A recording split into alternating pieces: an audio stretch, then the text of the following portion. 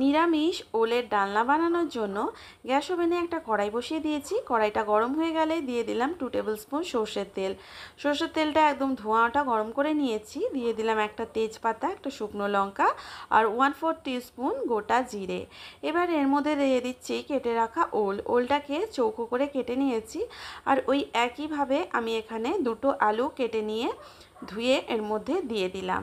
এবার ওল আর আলুটাকে খুব ভালো করে ভেজে নিতে হবে, একদম লাল লাল করে ভেজে নেব।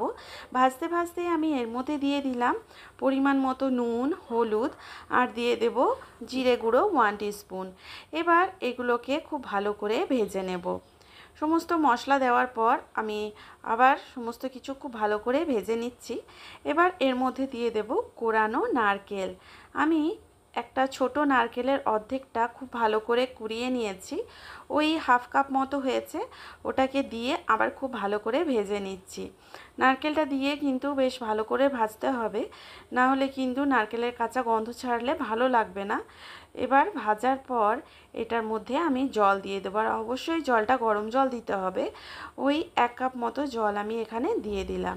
এবার গ্যাসের ফ্লেমটাকে লো টু মিডিয়ামে রেখে এটাকে ঢাকা দিয়ে সেদ্ধ করে নেব। 10 মিনিট মতো রেখে দিয়েছিলাম। 10 মিনিট পর ঢাকা খুলে নিয়েছি। সমস্ত কিছু খুব ভালো মতো সেদ্ধ হয়ে গেছে, জলটাও অনেকটা শুকিয়ে গেছে। এবার এর মধ্যে দিয়ে দিলাম 1/2 টিস্পুন মতো গরম মশলা গুঁড়ো। এবার নাড়াচাড়া করে গ্যাসের ফ্লেম অফ করে দেব। আমার ভিডিওটি দেখার জন্য অসংখ্য ধন্যবাদ। আজকের জন্য আসি তাহলে, টাটা।